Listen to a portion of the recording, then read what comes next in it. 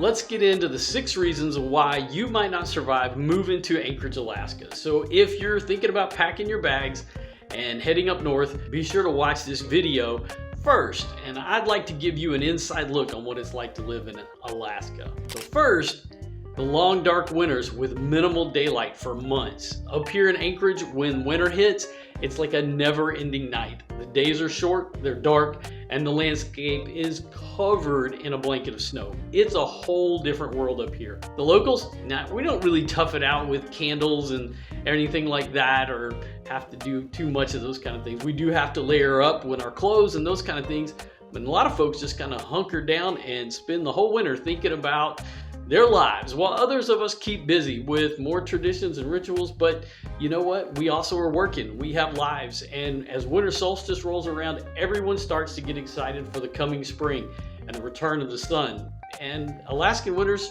while they're dark and cold and can be hard to adjust to as a newcomer, starting from December 22nd, the sunlight starts to gradually increase. Things get better, and by March, it's a slow process to get there, but spring we know is around the corner and the whole place starts to come alive. So winter up north can be brutal, but it's also an experience that can challenge you, and it teaches you how to be tough and appreciate the simple things in life. It's isolated from the rest of the USA.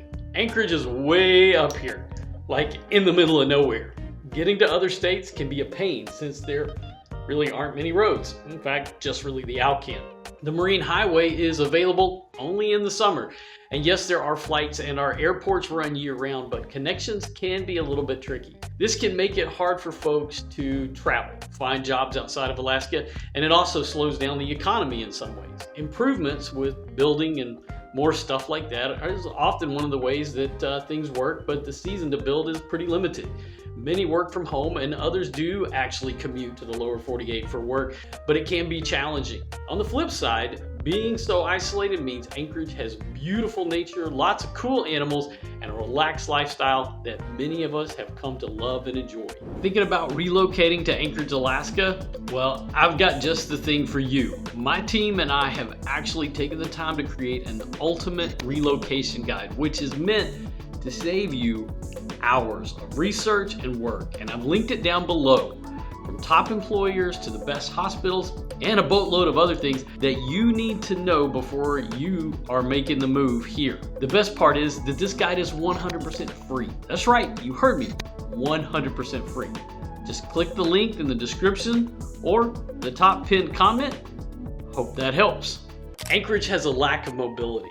Anchorage has limited walkability and bike paths and a huge reliance on cars and trucks due to the city's sprawling layout. Anchorage has almost 300,000 people at any given time, and the city's known for its natural beauty because it's being surrounded by the Chugach Mountains and the Cook Inlet. However, Anchorage is also known for its lack of walkability and its reliance on cars. And the distances between destinations in Alaska can often be too great, and even within the city itself, to use sidewalks and the bike lanes. And in the winter, those are even more dangerous. This has led to a high rate of car ownership, vehicle ownership in Anchorage at over 80%. So owning one car is common here, and that reliance on cars has added to the issues as it comes to air pollution, traffic congestion, and sometimes a lack of physical activity.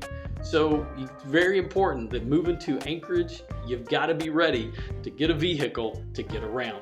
There's a huge potential for severe winter weather and natural disasters like earthquakes. That's not often on the top of anybody's list when they think about Alaska, earthquakes, but they are far more common than people realize. It's actually one of the most earthquake-prone areas in the United States. It does cause damage to homes and properties around the city and throughout the state itself. In addition to that, we definitely have to deal with the winter weather issues that come with being in the state. So being prepared for emergencies is key. Having the right stuff in your cars and in your homes, backup electrical sources just in case things might go a little haywire are always important. And it's important to realize that you need to be prepared and know that these things are going to happen when it comes to living in Anchorage. Speaking of homes is another challenge, and that's the one of winterizing the home and dealing with the climate conditions. Winterizing homes in Anchorage can pose a distinct challenge due to the extreme weather, the temperature fluctuations, and specific environmental factors. Here's some of the key challenges that you'll need to think about. Extreme cold and snowfall. Frequent power outages can come about. Water freezing and plumbing issues. Ice dams and roof damage, as well as unique climate factors. Strategies can be put into place to address these, which might include more energy efficient windows and doors, insulating the walls in the attic using weather stripping, investing in a backup generator, and insulating exposed pipes, possibly even making sure you got a trickle of water going, disconnecting those outdoor hoses, and even installing trace heating on your roof, making sure that the attic ventilates properly, and also even clearing off the roof of snow with a roof rake. You don't want to be too focused on what's inside, but also what's outside. If you want anything to be destroyed, leave it outside for one winter in Alaska. You won't have it come spring. Things that you need to be aware of in the winter months. Finally, the culture shock from the transition to Alaska's remote and rugged lifestyle, even living in Anchorage. Living in Alaska offers unique challenges and rewards for sure. The vast wilderness, extreme weather, and the close-knit communities you'll find create a distinct way of life. Self-reliance and community are emphasized due to that remote location and the harsh environment, but we are also big on self-reliance, so we expect folks to be prepared. Winters can be long, cold, and dark, as I mentioned, and the natural beauty and the outdoor recreation opportunities, though, make it a great place to live and a paradise for both natural folks that love nature as well as outdoorsmen. Everybody alike loves it here. As we often say, though, there's no such thing as bad weather, just bad gear. And great ways to find great gear is to look on Facebook Marketplace and even go to Costco for great deals. The transition can be transformative, but those who embrace it will find much to appreciate about being in Alaska. While Anchorage offers abundant outdoor recreation and natural beauty, this highlights some of the realities of living in Alaska's largest city. Careful preparation and a resilient mindset are crucial for surviving the move to Alaska.